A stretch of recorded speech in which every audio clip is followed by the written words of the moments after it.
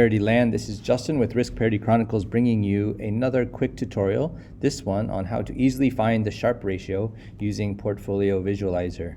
So just to reiterate, the Sharpe ratio is a measure of risk-adjusted return, and we use it quite a bit here because it allows us to compare very different portfolios in a kind of apples-to-apples comparison. So on the one hand, we could have a portfolio with no leverage, lots of cash, very safe, such as the RPC Stability portfolio. And on the other hand, we could have a portfolio with a lot of risk-taking, a lot of leveraged funds, a lot of things that are designed to give us maximum return, but have some volatility with them. Well, the Sharpe ratio allows us to compare them by asking how much did each do according to the risk it took. Okay, so you can read all about it in the post, of course. The Sharpe ratio can be used for individual assets or portfolios, and it can be backward-looking, or it can be the basis of predictions, or I should say expectations about the future, because of course there are no predictions worth anything. So there you go. Should have had expectations in there. Okay. Next, it is possible to calculate this number by hand, but you really don't need to anymore.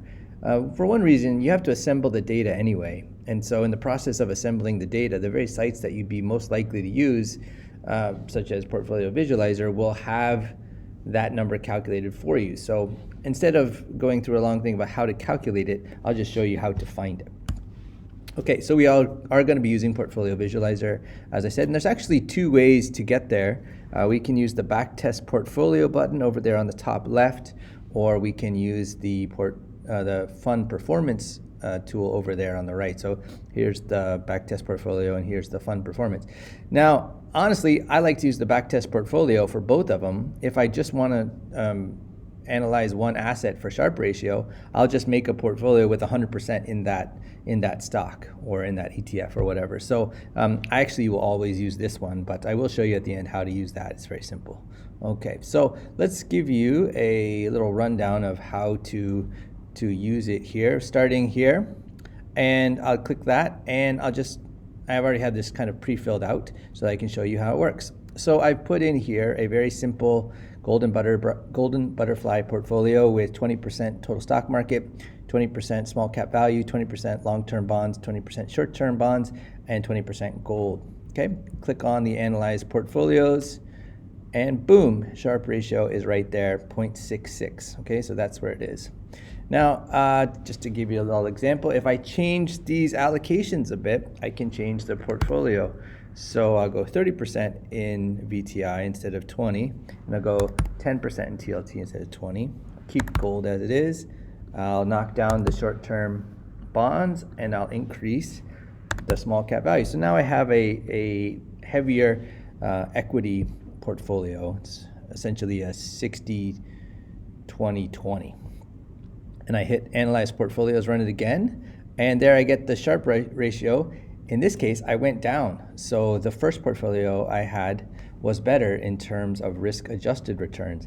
However, you can see that I actually got more in terms of compound annual growth rates. So, and this is a good case of the Sharpe ratio is telling you about the risk-adjusted returns, but if you just want to focus on raw returns, it's not necessarily a correlation between Sharpe ratio and the CAGR, the CAGR. So that's how you do that. Now, this is how I would do it if I wanted just to analyze one stock. I put in Coca-Cola, and I put in 100, and I get the Sharpe ratio for that asset over the same time period.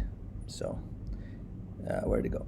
There it is. All right, so even worse. Okay, so I'd be better off with a portfolio mixing in a few bonds and some gold instead of just going with Coca-Cola, and that is over the past 15 years. Great thing about this tool is I can still use all the exposures and the metrics, any of these fancy